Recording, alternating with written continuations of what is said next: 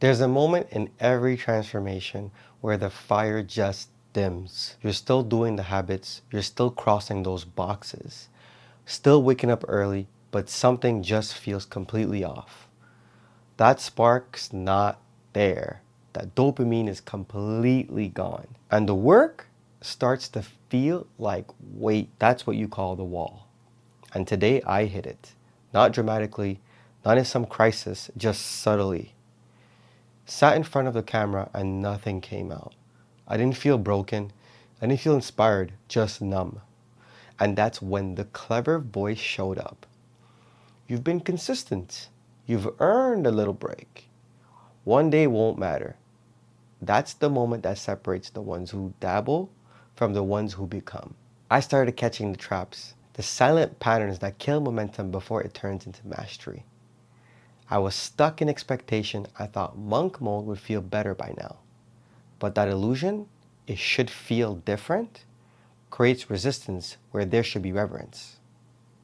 I was stuck in my head, overthinking my schedule, overanalyzing my impact, trying to plan my way out of a fog that could only be walked through. I was stuck in scarcity, focused on what I hadn't seen yet instead of honoring what I was building. I was stuck in perfection, looking at my setup thinking I wasn't enough, wanting the right light, right mood, right energy, when all I needed was just to start. And finally, I was stuck in a story. Maybe this isn't for me. Maybe I've plateaued. Maybe I should pivot. But stories are just thoughts you've repeated long enough to forget they were optional. Here's what's really happening scientifically. Around day 14 to day 21, your prefrontal cortex, the part of your brain responsible for long-term planning, starts to fatigue. You're no longer being fueled by novelty. The dopamine has completely dropped. This is where behavioral psychology calls it the extinction burst. When a behavior change is working, your brain panics. It throws one last tantrum before the old habits die. This is also where you identify friction. You're no longer fully the person you were, but not yet who you're becoming. And that in between space, that emotional limbo, that's the wall. Most folks misread this as failure, but it's actually a threshold. When Kobe Bryant tore his Achilles, he still stepped in the line and hit 2 free throws, then walked off on his own. Because identity doesn't ask for mood, it demands standard. David Goggins ran 100 miles with broken feet, not because he enjoyed it, but because he knew the pain would pass and a new version of himself would remain. J.K. Rowling wrote her first drafts and napkins reject. J.K. Rowling wrote her first draft on napkins, rejected, broke, and invisible. No applause, no clarity, just conviction. They weren't waiting to feel ready.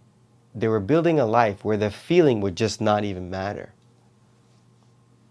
And that's when I remember this.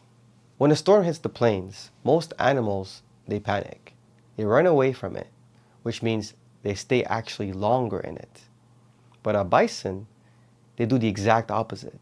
They turn towards the storm and charge straight into it because instinctively they understood the faster way through the pain is through. That's not a metaphor, that's biology. And it's one of the most powerful truths I've ever heard. Because most people, when life gets hard, they scroll, numb out, avoid, and delay. They try to outrun the very discomfort that would set them free, but not the bison. The bison just faces it. So if you've been waiting for motivation, for a sign, for life to calm down, let this be one of the signs. Stop running from the storm. Run straight into it. Because the wall you feel is not here to stop you. It's here to mark the line where most people quit and where you actually rise. You don't need to feel inspired. You don't need to feel perfect. You don't need the light to be right or the mood to align. You don't need to keep your word. You need to move anyway. You need to post when no one's clapping. You need to repeat when it feels flat. You need to run into the storm and trust. The identity you're becoming is worth every uncomfortable step. Monk mode check-in. Reflect with me. What did I almost talk myself out of today? What storm have I been trying to delay? What version of me will be proud I showed up? even like this. Comment below bison if you're with me. Today we face the wall, but tomorrow we reignite the fire, because there is a difference between pushing through and burning with that purpose again. Day 16 is called the flame. It's not about discipline, it's not about desire, it's about remembering why you started in the first place and fanning that spark until it lights everything around you. The storm ends here. The fire begins tomorrow. I'll see you in the next one.